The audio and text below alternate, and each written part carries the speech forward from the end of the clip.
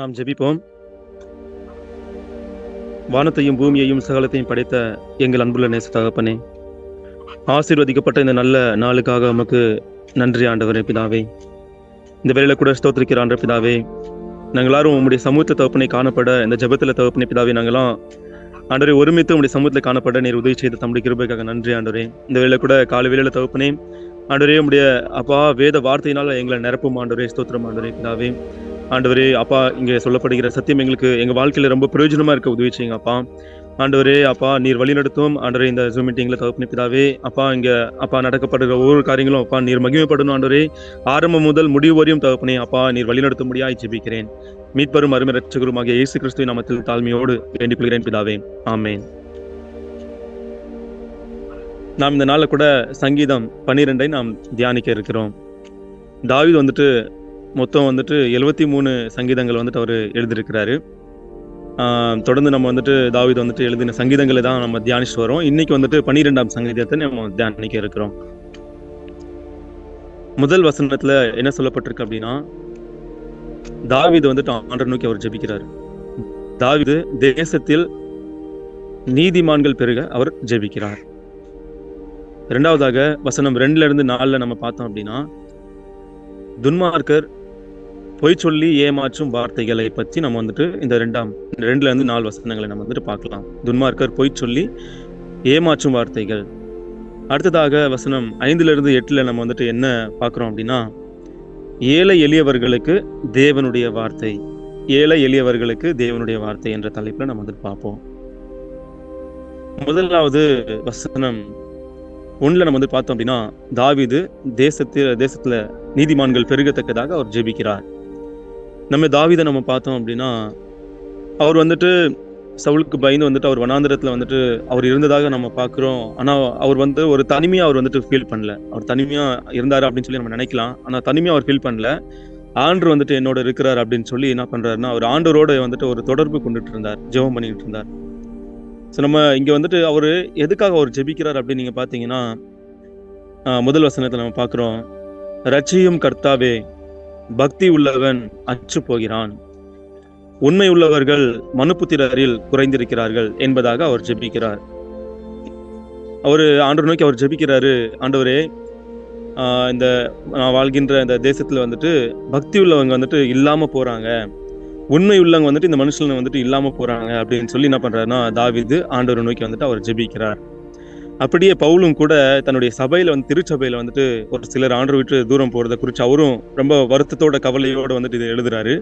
1 தீமோத்தேயு 5ஆம் அதிகாரம் வசனம் 15 நம்ம வந்து வாசித்தோம் அப்படின்னா, ஏனெனில் இதற்கு முன்னே சிலர் சாத்தானை பின்பற்றி விலகி போனார்கள் என்பதாக அவர் எழுதியிருக்கிறார். சிலர் சாத்தானை பின்பற்றி விலகி போனார்கள். அதே போல 1 தீமோத்தேயு 6ஆம் அதிகாரம் வசனம் 10 வந்துட்டு என்ன எழுதப்பட்டிருக்கு அப்படின்னா, பண ஆசை எல்லா தீமைக்கும் வேறா இருக்கிறது, சிலர் அதை இச்சித்து விசுவாசத்தை விட்டு வழுவி அநேக வேதனைகளாலே தங்களை உருவ குத்தி கொண்டிருக்கிறார்கள் என்பதாக நம்ம போடப்பட்டிருக்கிறது. இங்க வந்து நம்ம பார்த்தோம் அப்படின்னா, நிறைய அவிசுவாசிகள் இல்லை, விசுவாசிகள்லே நம்ம வந்துட்டு நிறைய பேர் வந்துட்டு ஆண்டரோடு வந்துட்டு நல்ல ஒரு தொடர்பு இல்லை அப்படின்னா வந்துட்டு இந்த உலகத்துல வரக்கூடிய அந்த பண ஆசையும் சரி இச்சையும் சரி என்ன பண்ணுது அப்படின்னா, அப்படியே சாத்தானை பின்பற்றி ஆண்டவர் விட்டு அப்படியே தூரம் வந்துட்டு என்ன பண்ணிருந்தா அது கூட்டுட்டு போயிடுது. அப்படி அவங்க வந்துட்டு ஆண்டவர் விட்டு தூரம் போனதுக்கு அப்புறம் அவங்க நல்லா இந்த உலகத்துல நல்லா இருக்கலாம் அப்படின்னு சொல்லி அவங்க தூரம் போகும்போது நம்ம வந்து கேள்விப்பட்டிருக்கிறோம், ஒருத்தன் கத்தியால குத்தி அவனை காயப்படுத்தி அவன் வேதனைப்படுறான் அப்படின்னு தான் நம்ம கேட்டுக்கிறோம். ஆனா இந்த உலகத்தின் ஆசைகளே நம்மள என்ன பண்ணும் அப்படின்னா, நம்ம ஆண்டவர் விட்டு தூரம் போனதுக்கு அப்புறம் சிலர் அதை இச்சித்து விசுவாசத்தை விட்டு வழுவி அநேக வேதனைகளாலே தங்களை உருவ குத்தி கொண்டிருக்கிறார்கள். ஆண்டவர் விட்டு நம்ம தூரம் இந்த உலக ஆசையினால போறோம். ஆனா வந்துட்டு உலக ஆசை வந்து என்ன பண்ணுதுன்னா, அதுவே நம்மளை குத்துற காரியங்கள், வேதனை கொடுக்க காரியங்கள் என்பதாக நம்ம பார்க்கிறோம். ஸோ நம்ம வந்துட்டு இங்க தீமோத்தேயு வந்துட்டு அவரு திருச்சபையில் வந்து சிலர் இப்படி ஆண்டவர் விட்டு தூரம் போனதை வந்துட்டு அவரு ரொம்ப கவலையோடு வந்துட்டு அவரு இந்த வார்த்தைகளை அவர் எழுதுறார். அடுத்ததாக எரேமியா 5ஆம் அதிகாரம் முதல் வசனத்துல ஆண்டவர் என்ன பண்றாருன்னா, தேசத்துல வந்துட்டு இந்த பூமியில வந்துட்டு ஒரு நியாயமுள்ள மனுஷன் இல்ல, ஆண்டவரை சத்தியத்தை தேடுற ஒரு மனுஷன் இல்லை அப்படின்னு சொல்லி ஆண்டவர் என்ன பண்றாருன்னா ரொம்ப வருத்தப்படுறாரு. எரேமியா 5:1 பார்த்தோம் அப்படின்னா, நியாயம் செய்கிற மனுஷனை கண்டுபிடிப்பீர்களோ என்றும், சத்தியத்தை தேடுகிறவன் உண்டோ என்றும், எருசலேமின் தெருக்களிலே திரிந்து பார்த்து விசாரித்து அதன் வீதிகளிலே தேடுங்கள், காண்பீர்களானால் அதற்கு மன்னிப்பு தருவேன். ஆண்டு வந்துட்டு சொல்றாரு, நியாயம் செய்யற மனுஷன் வந்துட்டு இங்க எருசலேம்ல இருக்கிறானா, தெருக்கல்ல இருக்கிறானா, சத்தியத்தை தேடுற வந்துட்டு ஒருத்தனாவது இருக்கிறானா அப்படின்னு சொல்லி நீங்க நல்லா தேடி தெரிஞ்சு நீங்க பார்த்து விசாரிச்சு என்கிட்ட சொல்லுங்க அப்படின்னு சொல்லி ஆண்டு வந்துட்டு சொல்றாரு. ஒருத்தனும் இல்லை அப்படின்ற மாதிரி ஆண்டு வந்துட்டு ரொம்ப வருத்தத்தோட அவர் சொல்கிறார். அடுத்ததாக எசேக்கியேல் 22ஆம் அதிகாரம் வசனம் 30ஆம் வசனத்தை நாம் தியானிக்கும் போது, நான் தேசத்தை அழிக்காதபடிக்கு திறப்பிலே நிற்கவும் சுவரை அடைக்கவும் தக்கதாக ஒரு மனுஷனை தேடினேன், ஒருவனையும் காணேன் என்பதாக ஆண்டு சொல்லுகிறார். இங்க நான் தேசத்தை அழிக்காதபடிக்கு திறப்பிலே நிற்கவும் சுவரை அடைக்கவும் தக்கதாக ஒரு மனுஷனை தேடினேன் என்பதாக சொல்லப்பட்டிருக்கிறது. இங்கு அந்த தேசத்துல நம்ம வந்துட்டு அந்த நாட்கள் நம்ம பார்த்தோம் அப்படின்னா, அந்த தேசத்துக்கு பாதுகாப்பு என்ன அப்படின்னா வந்துட்டு அந்த அந்த கோட்டை சுவர் தான். எரிகோவுக்கு இருந்தது போல அந்த தேசத்தை வந்துட்டு கோட்டை சுவர் வந்துட்டு கட்டியிருப்பாங்க. எதிரிகள் வரும்போது முதலாவது அந்த கோட்டை சுவரை தான் எங்கேயாவது வந்துட்டு அவங்க இடிக்க பார்ப்பாங்க. அதன் மூலமா வந்துட்டு உள்ள வந்து எல்லாத்தையும் சாகடிக்கலாம்னு சொல்லி நினைப்பாங்க. அப்போ அந்த சுவர் அந்த வந்துட்டு உடஞ்சிருக்கும் போது எதிரிகள் வரும்போது உள்ள இருக்கிறவங்க வந்துட்டு அதிகமான பேர் வந்துட்டு அங்கதான் அந்த உடஞ்ச அந்த பகுதிக்கு வந்துட்டு அந்த கோட்டை சுவர் எங்க உடஞ்சிருக்கோ அந்த பகுதிக்கு போய் என்ன பண்ணணும்னா அந்த எதிராளிகள் நிமித்தம் வந்துட்டு அங்க அதிகமா அங்க வந்துட்டு சண்டை போட்டு அவங்களை வந்துட்டு ஜெயிக்கணும். அப்படி அந்த இடத்துல யாருமே இல்லை அப்படின்னா வந்துட்டு உள்ள வந்து எல்லாருமே வந்துட்டு என்ன பண்ணுவாங்க, அழிஞ்சு போயிடுவாங்க, எதிரிகள் உள்ள வந்து எல்லாத்தையும் அழிச்சு போட்டுருவாங்க அப்படின்னு சொல்லி வந்து பாக்குறோம். அப்படியாக ஆண்டு எதிர்பார்க்கிறாரு. அப்படி வந்துட்டு நான் தேசத்தை அழிக்காதபடிக்கு திறப்பிலே நிற்கவும் சுவரை அடைக்கவும் தக்கதாக ஒரு மனுஷனை தேடினேன், ஒருவனையும் காணேன் என்பதாக ஆண்டவன் சொல்கிறார். ஒருவரும் வந்துட்டு என்ன பண்ணல, ஆண்டவனை நோக்கி ஜெபிக்கல, ஆண்டவனை நோக்கி தேடல, இந்த ஜனங்களுக்காக யாருமே ஜெபிக்கல அப்படின்னு சொல்லி ஆண்டு வந்துட்டு இங்க வந்துட்டு சொல்றாரு. ஸோ நம்ம வந்துட்டு நம்ம வாழ்க்கையில வந்துட்டு நம்ம விசுவாசிகளுக்காகவும் இந்த தேசத்துல வந்துட்டு நீதிமான்கள் எப்படி தாவீது வந்துட்டு ஆண்டவனை நோக்கி ஜெபிச்சாரோ அதே போல நம்ம வந்துட்டு இந்த தேசத்துல இந்த பூமியில வந்துட்டு நீதிமான்கள் பெருகும்படியாக நல்ல வந்துட்டு நீதிமான்கள் ஒரு நியாயம் செய்கிற மனுஷன் வந்துட்டு பெருகணும் அப்படின்றதுக்காக, உண்மை உள்ளவர்கள் பெருகத்தக்கதாக, பாவிகள் குறையத்தக்கதாக, நல்ல நல்ல தலைவர்கள் பெருகத்தக்கதாக நம்ம இந்த தேசத்து ஜனங்களுக்காக நம்ம வந்துட்டு ஜெபிப்பது நம்ம கடமையா இருக்கிறது. இந்த நாள்ல கூட ஆண்டு வந்துட்டு நம்மளுக்கு நீங்க எல்லாருக்காகவும் நீங்க ஜெபிங்க, இந்த தேசத்துல வந்துட்டு நீதிமான்கள் பெருகும்படியாக, பாவிகள் குறையும்படியாக, ஆத்மாக்கள் ஆதாயம் பண்ணும்படியாக, பரலோக ராஜ்யம் வந்துட்டு விருத்தி அடையத்தக்கதாக, பரலோக ராஜ்யம் கட்டப்படத்தக்கதாக நாம் தேவனை நோக்கி வந்துட்டு ஒவ்வொரு நாளும் நம்ம வந்துட்டு இந்த ஜனங்களுக்காக நம்ம ஜெபிக்கணும் அப்படின்னு சொல்லி ஆண்டு இன்னைக்கு நம்மளுக்கு வந்துட்டு வலியுறுத்துகிறார். அடுத்ததாக நம்ம பார்த்தோம் அப்படின்னா வசனம் 2-4 நம்ம வந்து பார்த்தோம் அப்படின்னா, துன்மார்க்கர் வந்து பொய் சொல்லி ஏமாற்றும் வார்த்தைகளை குறித்து இந்த வசனத்துல சொல்லப்பட்டிருக்கிறது. துன்மார்க்கன் எப்படி இருக்கான் அப்படின்னு சொல்லி நம்ம பார்க்கலாம்.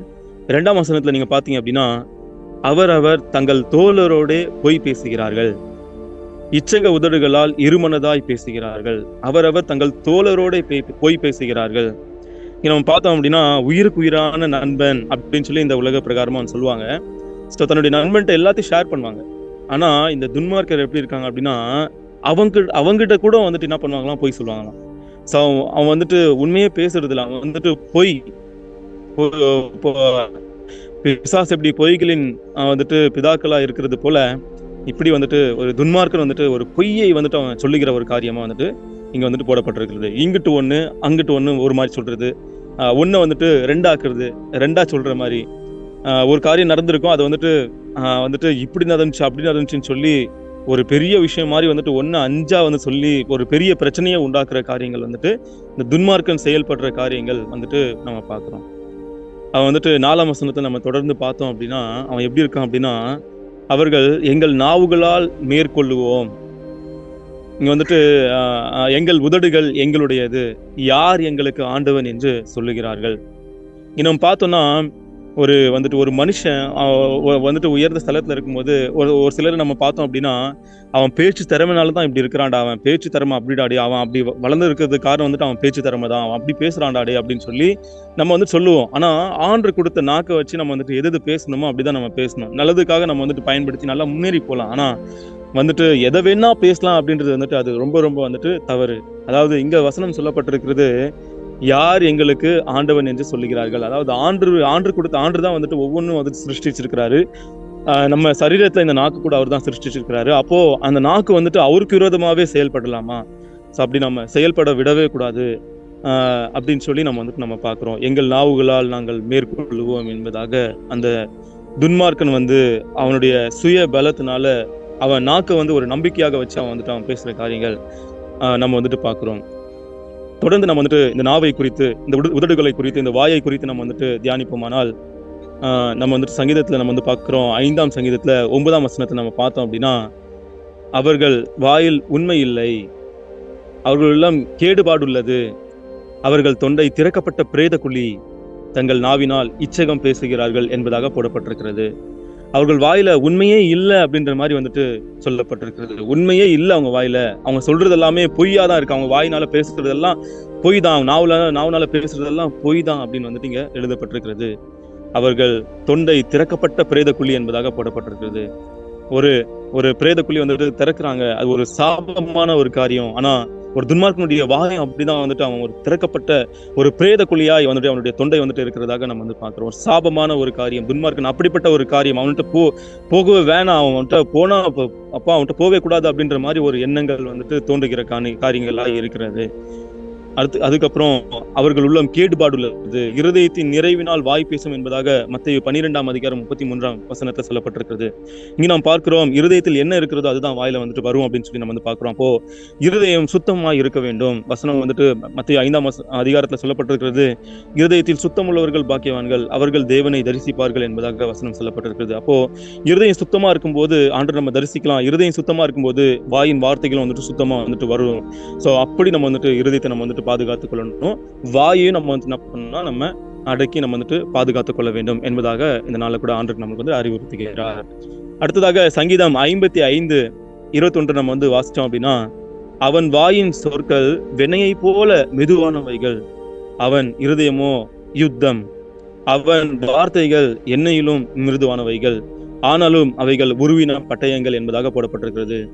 இங்க இந்த வசனத்துல என்ன சொல்லப்பட்டிருக்கு அப்படின்னா, ஒரு மனுஷன் ஒருத்தன் போய் பேசுவான். அதாவது அவன் மனசுல அவன் மேல ரொம்ப பெரிய ஒரு பகையே இருக்கும், ஒரு பெரிய ஒரு கோபமே இருக்கும், ரொம்ப ஆதகம், ஒரு வஞ்சகமான ஒரு இருதயத்தை அவன் வச்சுக்கிட்டு அவன் பேசுற வார்த்தைகள் எப்படி இருக்கு அப்படின்னா, நல்லா அழகா பேசுற மாதிரி, ஒரு எண்ணெயை போல மெதுவாகவும் அவங்க என்ன பண்றாங்க, அவங்க சொற்களை அப்படி மெதுவா பேசுவாங்க. அவங்க மேல ரொம்ப அன்பா இருக்க மாதிரி, அவங்க மேல எந்தவித கோபமும் இல்லாதபடி பேசுற காரியங்களும் இந்த வசனம் சொல்லப்பட்டிருக்கிறது. உள்ளத்துக்குள்ள ஒரு பெரிய ஒரு சண்டையை அவன் மேல வச்சுக்கிட்டு, ஒரு பெரிய யுத்தமே வச்சுக்கிட்டு, ஒரு உருவின பட்டயமே அவன் மனசுக்குள்ள வச்சுக்கிட்டு, ஆனா அவன்கிட்ட பேசும்போது நல்லா அழகா பேசுற மாதிரி பேசுவாங்க. ஆனா கட் அண்ட் ரைட்டா நல்லா அழகா நம்ம அவன்கிட்ட அன்பா இருக்கணும் அப்படின்னா உள்ளத்துல இருக்கிறத நம்ம ஷேர் பண்ணி நல்லா கிளீனா நம்ம பேசி முடிச்சிடணும். அதை விட்டுட்டு நம்ம உள்ளத்துக்குள்ள ஒரு வஞ்சகத்தை வச்சுக்கிட்டு அவன்கிட்ட நல்லா அன்பா பேசுற மாதிரி பேசி அவனுக்கு பின்னால் ஒரு ஆபத்தை வரவைக்கிற காரியங்கள் இருக்கக்கூடாது. ஸோ நம்ம ஒரு வஞ்சகமா இருதயத்துல நம்ம காணப்படக்கூடாது. எப்படி நம்ம இந்த சவுலை நம்ம பார்த்தோம் அப்படின்னா, தாவீதை கொலை பண்ணணுன்றதுக்காக அவர் என்ன பண்றாரு அப்படின்னா, தன்னுக்கு கீழே இருக்கிற சவுல் ராஜா தனக்கு கீழே இருக்கிற தலைவர்கள்ட்ட என்ன பண்றாருன்னா, தாவீதை குறிச்சு அவர் பொய் சொல்லி ஏமாச்சு என்ன பண்றாருன்னா, தாவீதை கொலை பண்ணணுன்றதுக்காக ஒரு காரணம் வேணும் இல்லையா, அவங்க என்ன பண்றாருன்னா, திசை திருப்பணுன்றதுக்காக பொய்யை சொல்லி ஏமாற்றி தலைவர்களை அவங்க பக்கமா சாய வச்சு, வீரர்களை அவங்க பக்கமா சாய வச்சு எல்லாரும் என்ன பண்றாங்கன்னா, தேடி போய் என்ன பண்றாங்கன்னா தாவீதை கொலை பண்ணணும்னு சொல்லி அவங்க நினைக்கிறாங்க. அப்படி இருதயத்துல ஒரு வஞ்சகத்தை நம்ம வச்சுக்க கூடாது. எப்படி அப்சலோம் தன்னுடைய தகப்பனுடைய தாவீதுனுடைய சிம்மாசனத்தை அவர் ஒரு ஆசைப்பட்டு தன்னுடைய இருதயத்துல அந்த ஆசை வச்சு என்ன பண்றாருன்னா, அவரு தாவீதுட்ட நியாயம் விசாரிக்கும்படியாக ஜனங்கள் போகும்போது அவங்கள மறிச்சு என்ன பண்றாருன்னா, வரக்கூடிய ஜனங்கள் எல்லாரும் என்ன பண்றாரு, இவரு அவங்களை கூப்பிட்டு என்ன பண்றாருன்னா, அவங்களுக்கு நல்ல நியாயமா அவங்களுக்கு நியாயத்தை விசாரிச்சு அவங்க நல்லா கட்டிப்பிடிச்சு அவங்க நல்லா முத்தம் கொடுத்து அவங்க என்ன பண்றாரு, அனுப்புறாரு. அவங்க இருதயத்துக்குள்ள என்ன இருக்கு அப்படின்னா, உண்மையாவே அந்த ஜனங்கள் மேல ஒரு பாசம் இல்ல, அன்பு இல்ல, அந்த சிம்மாசனம் மட்டும்தான் வேணும், நிறைய பேர் என் பக்கமா வரணும், அவன் இருதயத்துக்குள்ள ஒரு ஆசை அந்த சிம்மாசனம் மட்டும்தான். ஆனா ஜனங்கள் மேல ஒரு அக்கறை இல்லாததுனால அவன் இப்படி அவன் செய்கின்ற ஒரு செயல் ஒரு வஞ்சகமான ஒரு காரியங்களை அவன் செய்யறான். கட்டி பிடிச்சு முத்தம் கொடுத்து அவங்களுக்கு நல்ல நியாயம் விசாரிச்சு அந்த ஜனங்கள்லாம் ஓ இவன் ராஜா வந்தா நல்லா இருக்குமே அப்படின்னு சொல்லி அப்சலோமை குறிச்சு நல்ல ஒரு எண்ணங்கள் அவங்களுக்கு உருவாக்கும்படியாக இப்படிப்பட்ட காரியங்கள் அவர்கள் செய்கிறார்கள். உள்ளத்துல ஒரு அசுத்தமான காரியங்கள், வாயில அசுத்தம், ஸோ இப்படிப்பட்ட காரியங்கள் வந்துட்டு இருக்கிறது. ஸோ அப்படி நம்ம வந்துட்டு வாழக்கூடாது.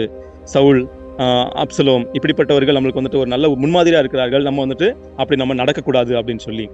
அடுத்ததாக சங்கீதம் 34 சங்கீதம் 13 வசனத்துல, உன் நாவை பொல்லாப்புக்கும் உன் உதடுகளை கபட்டு வசனிப்புக்கும் விலக்கி காத்துக்கொள் என்பதாக சொல்லப்பட்டிருக்கிறது. உன் நாவை பொல்லாப்புக்கு, பாவத்துக்கு, உன் உதடுகளை கபட்டு வசனிப்புக்கும் விலக்கி காத்துக்கொள். ஆண்டவர் கொடுக்கிற வசனத்தை நம்ம வந்துட்டு ஜனங்களுக்கு கொடுக்கறதா இருக்க வேண்டும். இன்றைக்கு அநேக ஊழியர்கள் வந்துட்டு தன்னுடைய சுய லாபத்துக்காக இந்த நாக்கை வந்துட்டு பயன்படுத்துறாங்க.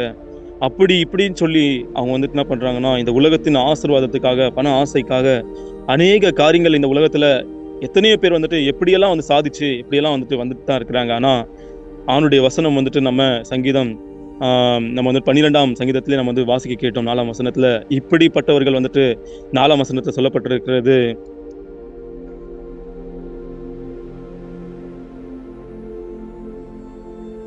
அவர்கள் இச்சகம் பேசுகிற எல்லா உதடுகளையும் பெருமைகளை பேசுகிற நாவையும் கர்த்தர் அறுத்து போடுவார் என்பதாக நாம் பார்க்கிறோம். ஸோ பெருமையாய் வந்துட்டு அவங்க வந்துட்டு அவங்களுடைய சுய லாபத்துக்காக என்ன வேணா அவங்க பேசலாம் அப்படின்றதுக்காக பேசிட்டு இருந்தாங்க அப்படின்னா, கர்த்தர் ஒரு நாள் வந்துட்டு நியாயம் விசாரிக்கும் நேரத்தை வந்துட்டு அவங்க நாவுகளை என்ன பண்ணுவார்னா அறுத்து போடுவார் என்பதாக வசனம் சொல்லப்பட்டிருக்கிறது. இச்சகம் பேசுகிற எல்லா உதடுகளையும் பெருமைகளை பேசுகிற நாவையும் கர்த்தர் அறுத்து போடுவார். அப்போ நம்ம வந்துட்டு எந்த அளவுக்கு நம்ம வந்துட்டு ஜாக்கிரதையா இருக்கணுமோ அந்த அளவுக்கு நம்ம ஜாக்கிரதையாய் ஆண்டருக்கு பிரியமாய் நம்ம நடக்க வேண்டும். அடுத்ததாக தொடர்ந்து நம்ம சங்கீதம் 141 வசனம் 3 நம்ம வந்துட்டு தியானிப்போம். கர்த்தாவே என் வாய்க்கு காவல் வையும், என் உதடுகளின் வாசலை காத்துக்கொள்ளும். கர்த்தாவே என் வாய்க்கு காவல் வையும், என் உதடுகளின் வாசலை காத்துக்கொள்ளும். தாவீது ராஜா ஆண்டரை நோக்கி என்ன பண்றாருன்னா அவரு ஜெபிக்கிறார், என் வாய்க்கு காவல் வைங்க ஆண்டவரே. நான் வந்துட்டு நான் எதோ நான் பேசிடக்கூடாது, நான் பேசும்போது ஞானமா நான் பேசணும் ஆண்டவரே. ஒண்ணு நான் பேசக்கூடாது அல்லது நான் ஞானமா பேசணும். என் வாய்க்கு நீங்க தயவு செஞ்சு காவல் வச்சிருங்க. என்னுடைய வாய்க்கு வந்து நீங்க காவல் வைங்க, வாசலை நீங்க காத்துக்கோ, என் வாயின் வாசலை நீங்க காத்துக்கொள்ளுங்க அப்படின்னு சொல்லி ரொம்ப ஞானமா நான் பேசணும் ஆண்டவரே அப்படின்னு சொல்லி என்ன பண்றாருன்னா ஆண்டவரை நோக்கி அவரு ஜெபிக்கிற காரியங்கள் நம்மளுக்கு வந்து சங்கீதம் 143 சங்கீதத்துல 3 வசனத்துல நமக்கு சொல்லப்பட்டிருக்கிறது. மத்தேயு 12 அதிகாரம் 36 வசனத்துல என்ன சொல்லப்பட்டிருக்கு அப்படின்னா, மனுஷர் பேசும் வீணான வார்த்தைகள் யாவையும் குறித்து நியாய தீர்ப்பு நாளிலே கணக்கு ஒப்புவிக்க வேண்டும் என்று உங்களுக்கு சொல்லுகிறேன். மனுஷர் பேசும் வீணான வார்த்தைகள் யாவையும் குறித்து நியாய தீர்ப்பு நாளிலே கணக்கு ஒப்புவிக்க வேண்டும் என்று உங்களுக்கு சொல்லுகிறேன். நம்ம வீணான வார்த்தைகளை நம்ம வந்துட்டு பேசுறோம், இதனால ஒண்ணுமே இல்லை அப்படின்னு சொல்லி நம்ம வந்துட்டு நினைக்கலாம். ஆனா அப்படி வீணான வார்த்தைகளை நம்ம வந்துட்டு பேசுனதுனால நியாய தீர்ப்பு நாளில் ஆண்டவர்கிட்ட போய் என்ன பண்ணணுமோ நம்ம கணக்கு ஒப்புவிக்க வேண்டும் என்பதாக இங்க சொல்லப்பட்டிருக்கிறது. அதனால நம்ம தேவையில்லாம நம்ம வந்துட்டு பேசுறதோ அதெல்லாம் நம்ம வந்துட்டு வச்சுக்க கூடாது. நம்ம வந்துட்டு நம்ம அதனால வந்து தேவையில்லாம நம்ம பேசிட்டு இருந்தோம் அப்படின்னா வந்துட்டு ஆண்டவருக்கு நம்ம வந்து நியாய தீர்ப்புல வந்துட்டு கணக்கு ஒப்புவிக்க வேண்டும். இந்த நாவை கொண்டு இஷ்டம் போல நம்ம வந்துட்டு என்ன பண்றது, நம்ம கெட்ட வார்த்தை பேசுறது வந்துட்டு அல்லது ஃபிலிம் சாங் பாடுறது அல்லது தேவனுக்கு பிரியமில்லாத செயல்களை இந்த நாக்கை கொண்டு நம்ம வந்து செயல்படுறது, இதெல்லாம் வந்துட்டு ஆண்டவருக்கு பிரியமில்லாதது. நியாய தீர்ப்பு நாளிலே நம்ம வந்துட்டு போய் நம்ம நின்று கணக்கு ஒப்புவிக்க வேண்டும். ஸோ ஆண்டவர் நம்ம கொடுத்துருக்கிற இந்த நாக்கை வந்துட்டு நம்ம நல்ல விதத்துல நம்ம வந்து என்ன பண்ணலாம், பயன்படுத்தலாம். நம்ம வந்துட்டு ஆண்டவர் நோக்கி நம்ம துதி செலுத்தலாம், ஆண்டவர் நோக்கி நல்லா ஜெபிக்கலாம். நல்லா பாட்டு, நிறைய பாடல்கள் வந்துட்டு இருக்கிறது, நிறைய நம்ம நல்லா பாட்டு பாடலாம். ஸோ அப்படி நம்ம வந்துட்டு இன்னும் ஆண்டுடைய ஊழியத்தை நம்ம வந்துட்டு நல்ல சுவிசேஷத்தை வந்துட்டு பிரசங்கிக்கலாம். ஆண்டுடைய வார்த்தையை படிச்சு எல்லாருக்கும் வந்துட்டு அது பிரசங்கிக்கலாம்.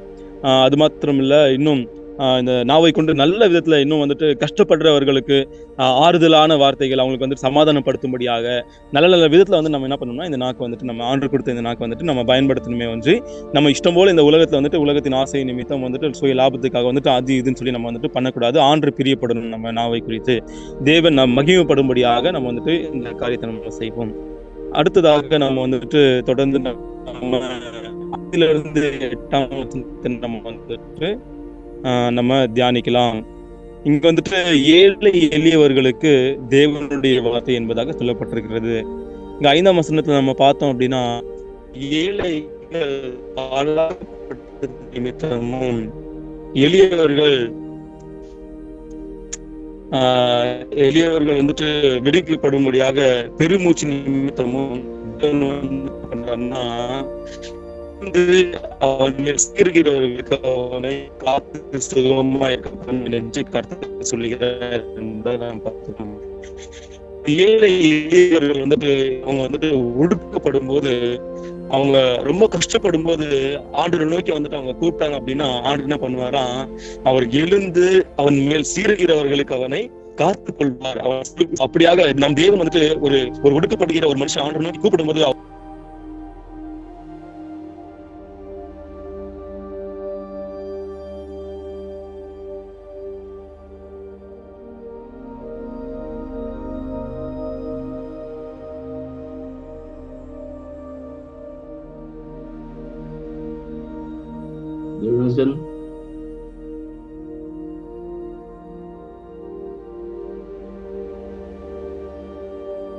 காலமான் பாஸ்டர் ஜெகநாதன் அந்த என்ன கட் ஆயிடுச்சா? வராப்ல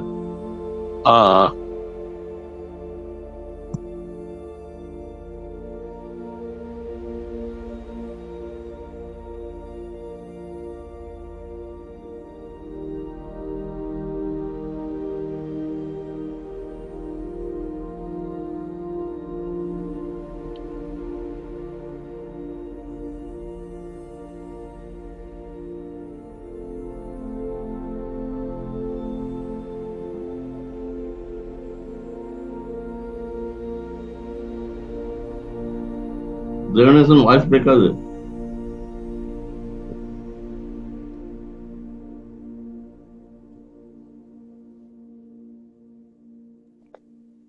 இங்க வந்து நம்ம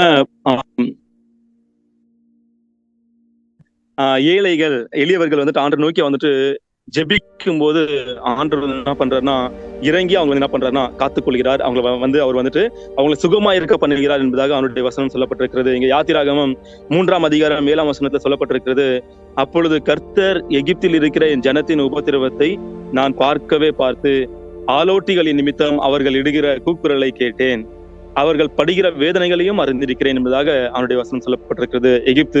எகிப்துல வந்துட்டு இஸ்ரவேல் ஜனங்க அடிமையா இருக்கும்போது அங்க வந்துட்டு பார்வனுடைய வந்துட்டு ஆலோட்டிகள் வந்துட்டு இஸ்ரவேல் ஜனங்களை வழிநடத்தின காரியங்கள், அவங்கள அடிச்சு வந்துட்டு அவங்கள வேலை செய்ய வச்சு இவ்வளோ கடினமா வந்துட்டு அவங்களை நடத்தினாங்க. அந்த இஸ்ரவேல் ஜனங்கள் வந்துட்டு அந்த கடினமா வேலை பார்த்து அவங்க ஒடுக்கப்படுற அந்த நேரத்துல கூட ஆண்டர் நோக்கி வந்துட்டு அவங்க கூப்பிடுறாங்க, ஆண்டர் நோக்கி அவங்க ஜெபிக்கிறாங்க. அவங்களுடைய கூக்குரல் ஆண்டர் சமயத்துல போய் எட்டும் போது ஆண்டர் என்ன பண்றாருன்னா, இறங்கி அவர் மோசேயின் மூலமாக இஸ்ரவேல் ஜனங்களை அவர் மீட்டு கொண்டு வருகிறார். அவர்கள் வந்துட்டு மேற்கொண்டவர்களுக்கு எல்லாருக்குமே வந்துட்டு ஆண்டவர் என்ன பண்றாரு, அநேக வாதைகளை கொடுத்து இஸ்ரவேல் ஜனங்களை வந்துட்டு அவர் விடுதலையாக வந்துட்டு அவர் மீட்டு கொண்டு வருகிறத நம்ம வந்துட்டு பாக்குறோம். அந்த பார்வனையும் அந்த வீரர்களையும் என்ன பண்றாரு, அந்த சிவந்த சமுத்திரத்துல அவங்க மாண்டு போகிற காரியங்களை நம்ம வந்துட்டு அறிந்திருக்கிறோம். அப்படியாக ஏழை எளியவர்கள் ஒடுக்கப்படும் போது ஆண்டர் நோக்கி நம்ம ஜெபிக்கும் போது ஆண்டர் சும்மா இருக்கிறதுல இறங்கி வந்துட்டு அவர் என்ன பண்றாருன்னா, கஷ்டப்படுற ஒவ்வொருக்கும் வந்துட்டு அவர் என்ன பண்றாரு, அவர் அவங்களை காத்து கொள்றாரு, அவங்களை சுகமா இருக்க பண்ணுவேன் என்பதாக அவனுடைய வசனம் சொல்லப்பட்டிருக்கிறது. அடுத்ததாக 6ஆம் வசனத்துல என்ன சொல்லப்பட்ட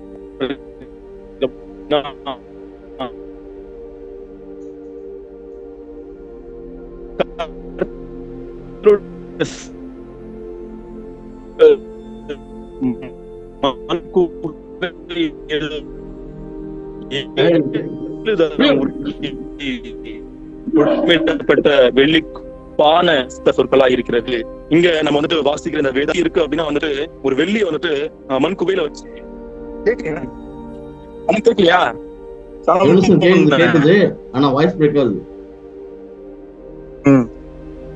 சரி. இங்க கர்த்தருடைய சொற்கள் வந்துட்டு எப்படி இருக்கு அப்படின்னா, மண் குகையில் வந்துட்டு 7 தரம் உருக்கி புடமிடப்பட்ட வெள்ளிக்கொப்பான சுத்த சொற்களா இருக்கிறது. ஒரு சுத்தமான சொற்கள், அதுல வந்துட்டு எந்தவித கலப்படமும் இல்லாத ஒரு காரியம். இந்த உலகத்துல நம்ம பாக்குறோம், ஒவ்வொரு பொருளையும் வந்துட்டு ஒவ்வொரு கலப்படங்கள் வந்துட்டு இருக்குது. ஆனா அவனுடைய வார்த்தை எப்படின்னா, ஒரு கலப்படம் இல்லாத ஒரு சுத்தமான ஒரு சொற்களா வந்துட்டு இருக்கிறத நம்ம வந்துட்டு பாக்குறோம். இதுல நம்ம வந்துட்டு ஓவராலா நம்ம பார்த்தோம் அப்படின்னா, இந்த சங்கீதத்துல 12ஆம் சங்கீதத்துல நம்ம பார்த்தோம் அப்படின்னா, நீதிமான்கள் ஒரு துன்மார்க்கரை குறிச்சுதான் நம்ம வந்துட்டு வசனத்தை வந்து பாக்குறோம்.